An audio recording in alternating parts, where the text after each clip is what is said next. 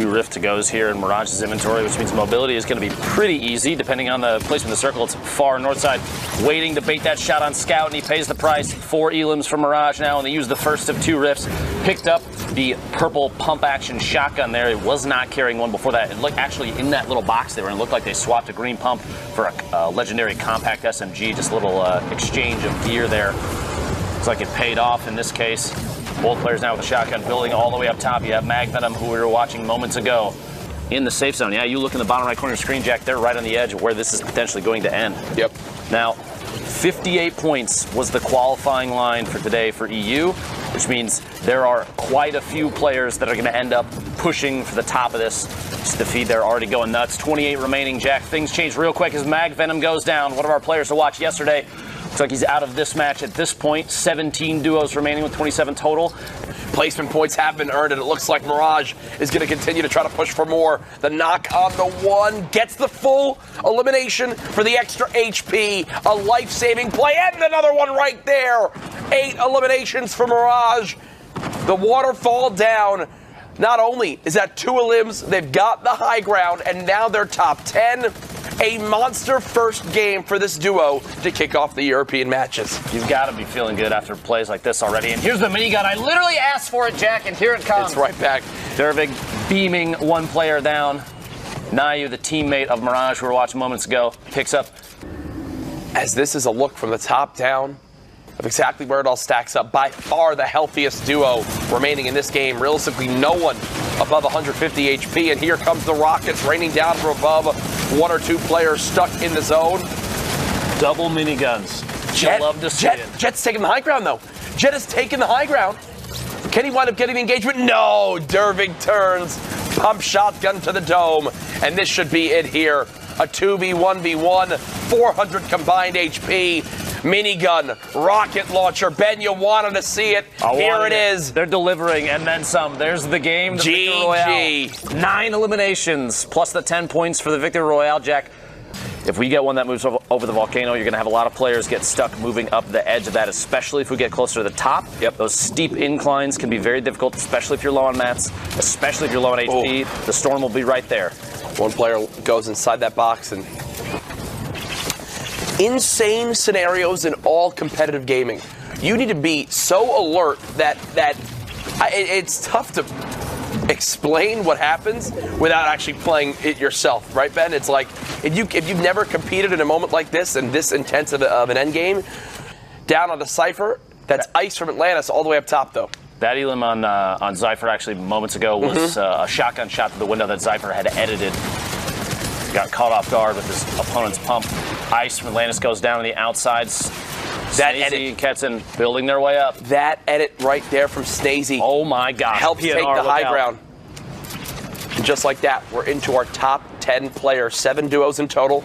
Sharing materials up top again, making sure they can both comfortably waterfall down and have some materials left over. Heavy sniper brought out. You saw the mentality for a second from Snazy. And another duo on the ultimate low. The Rift actually carries somebody all the way to the top. We might have an exchange there. As you mentioned before, those poison traps or even a spike trap down all the way up on the high ground. Kind of a defensive measure to block someone from pushing up the trap. Snazy's down to 10 HP, goes for it, gets a tag, but it's not enough yet. Gets Zirin's the storm tick. He's got to look out for it. Push through the wall, and it's not enough. He gets knocked by the storm. Ketson can't save him. He's solo, and Zirin's is knocked as well. Both players going to tick out. 5. About to be 4 players. There's no way Ketson. Okay, I was going to say, there's no way Ketson has a lot of materials left. They've been up there for so long. 3 builds, Jack. 3 total builds. Lurker, Adrian, Limbo, all fighting down low. Ketson dropping down. It's now a 1 versus 2. I think he just rocketed himself. He hit Adrian, but just rocketed himself right there, and just like that, it makes it a hell of a lot easier when your opponent takes 120 plus damage from their own RPG. Tried to bait the edit. There it is, an edit shot. And that looks like a sneeze on the keyboard for a name, but it does count for an elimination point. Just trying to read it for a second. There's no possible way that you can physically impossible. As here comes the pressure now from Tyler's again, holding this pyramid. Now, if you're the player just above, there's so much going on, you might not even be able to notice that, Tyler's has already pre-edited that floor. You can see the people just above it. Looks like now is the time they're going to want to go. The edit comes on through. One drops down into 2 full spray. Assault rifles right there. Floor quickly edited and reset. That's 1 elimination so far. We're up near the block right now. I'm trying to remember if it's still the castle. I think it's still the castle block. We will be going east of it though, so it won't come into play too much. Looks like you see on the left side of the screen, it is still the castle. Love that, love that. They better watch out down below. Keeping the door open. Not a good idea. Viper HC pays the price. A shot from above, maybe picking up a second elim, but Zyman's teammate Venox gets knocked and eliminated. He is solo now with only 8 builds, no shield. The drop down goes for the SMG spray and gets Viper and his teammate on the rotation in. That's 2 elims right there. Yep.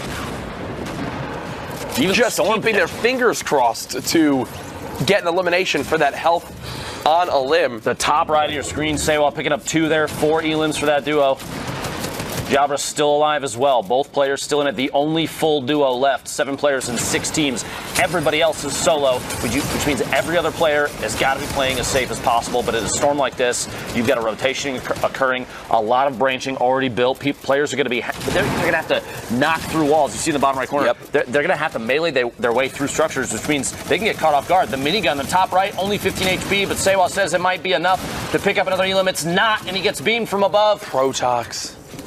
That was such a 200 IQ play. Hides in the enemy's builds in the corner.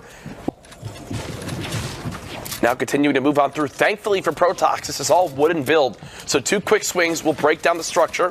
Boogie Bomb now picked up. More materials as well. Up to 109 builds. Oh my God. 180 pump. Trap coming in. Going to continue to have to follow these, but they've got enough materials to continue to follow this all the way out.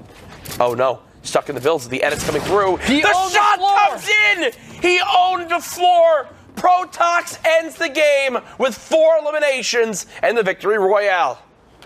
And this might be a surprise to you, but Rankson, 12-year-old, who got three rifts and a launch pad are the ones that have high ground right now. Doesn't add. Honestly, if he's actually 12, it does not surprise me. His awareness has got to be insane at this point. Dealer's trying to push through metal structures as they're being built. And he catches up with Shark. Gets the 1 pump. The siphon heal there puts him back up. Another one. Nash goes down for just a second. Dealers was at 15 HP. Another one. Chaka goes down. Dealers barely staying alive. A 115 shield shot right outside the storm. And his run is over. But oh my gosh, Jack, the fact that he made it all the way to 8 players remaining is insane. I thought he was dead 4 times over right there. 12-year-old still playing the high ground. You see Ranks now has dropped on down. So just going to keep holding this high ground for the moment. It's now a 2 versus 1. Naka all by themselves, having to run through the zone. Doesn't look like they have many builds left, and there it is, folks. 12-year-old and Ranks with the victory royale. 8 eliminations. A downed player is like finding a treasure in real life. For me, that would be a double chicken burrito. I am doing everything in my power to get that in my hands and to secure that. That's exactly what we're seeing right here. There it is. The elimination comes in. I think a lot of that was the help from the 2 players nearby in that box who stopped Toesh from being able to be rezzed. Wait, Flint knock? Did you just see what just happened? 7,000 That was 3 balloons, Flint knock, to try to fly up to the high ground and then potentially redeploy, but doesn't actually work. We're both European-based. Well, guess what? They can now compete because of the updated rules, and they are scary players to watch. If it was Chapstream, I'm sure he went and said something positive. Right after that, we see Benji and Mr. Savage pushing their way into the next section of the storm. Ballers knocking down every wall that they're trying to put up, and he catches the player off guard. Inside, the trap goes down. Multiple traps going down. The pickaxe knocked down on Nuck, and the elimination there. That's 5 now for them. 22 teams left. They're looking at placement as potentially the next source of points. You will never see an overbuild in some of these walls. Look, the back's being completely covered. Also, he is one of the best players in the world at speed building out those tunnels like you just saw right there. How smooth this build is absolutely insane. You'll see exactly every move is calculated from this player. 170 HP now, 6 eliminations, 1 just came on in. Definitely wants to get more materials here soon. It looks like this will be the opportunity he's looking for. Shots, there it is. Can't loot though, but another point on the board. Only on their brick, still sitting on most likely quite a bit of metal in the inventory. Up top here. Catches Rojo off guard. The first elim for this duo. 12 teams left now. 6 minis, only 20 builds left. Starting to burn through quite a few materials, and at this point he's got to start looking for any opportunity to yoink someone on rotation. Speaking of the yoink, there it is. Johansson goes down and picks up the duo, both eliminations. A ton of mats in there, and he's going to duck back out super quick. That was up huge. to 100 builds. Yep, that was actually huge to get right there. Now kind of overbuilding towards this next zone, just making sure they can live for as long as possible. Those two elims actually secured the top 10 placing for IPSI. Now in the same box as a baller.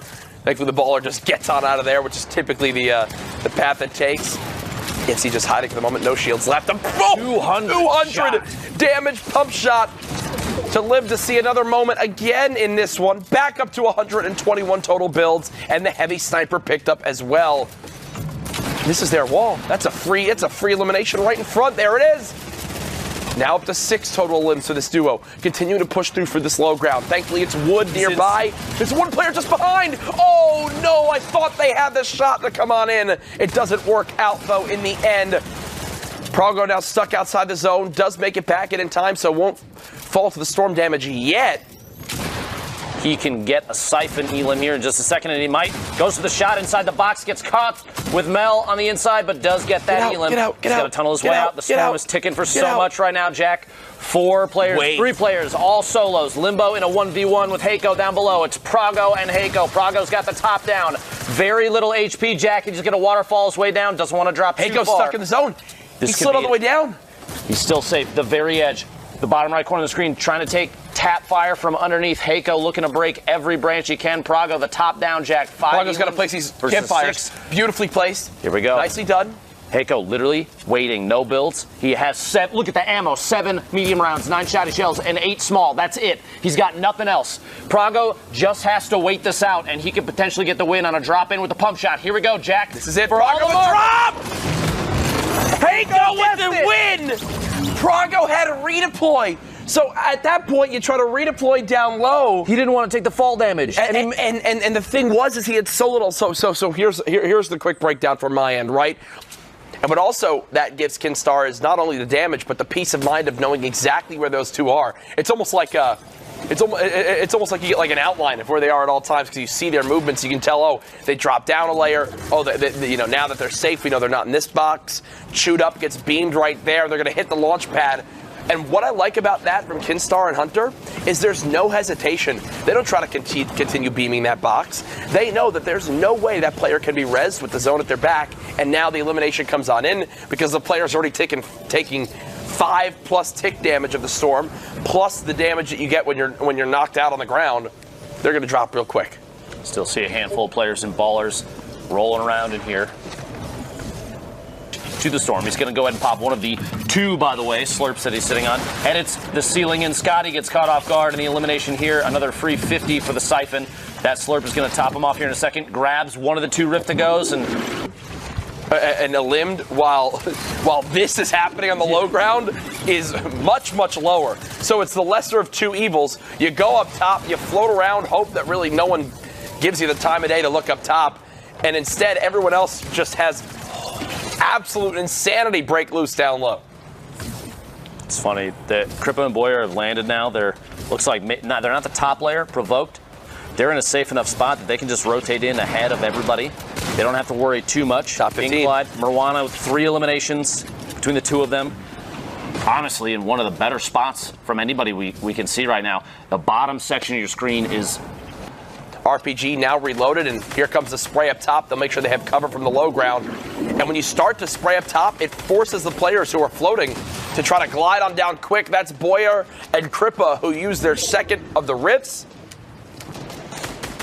RPGs should begin to rain down low, but the branch they're on it's a little bit high up, and it's not held up by much. I was going to say, Provoked notices that as well, starts to drop in. Marwana ticking out there, outside. Boyer gets eliminated. That duo was out. Still a pair from E11. Stompy and his teammate are still in there. Lazy still alive. 8 players, 6 duos total, which means there's only 2 sets of 2. Maj and Provoked have the high ground on everybody, Jack. 6 players left, Jack. It's the two duos just like sandwiching everyone and eliminating them right now. But now, Atlantis and Fnatic wind up dropping on in. Provoked and Maj go for it. The RPG hits both. Hawkers by themselves, and there's just no way. Majin, 3 elims in the final moment right there. It escalated so quickly, I wasn't even ready for it, Lupo. Now, one duo I want to call out right now at the top. Airwalks and Nikov. Like, they have played 3 matches, 2 victory royales, 32 eliminations, 59 points. A little crazier than that stat is the fact that the other match, they got 2nd place. So that's in only 3 of their matches. That's absolutely absurd. You also have Stompy, the #1 qualifier from the solos competition, up there with his partner Tashinkin, the E11 duo, and then Kedser and Trippern from Singularity rounding out the 3rd spot.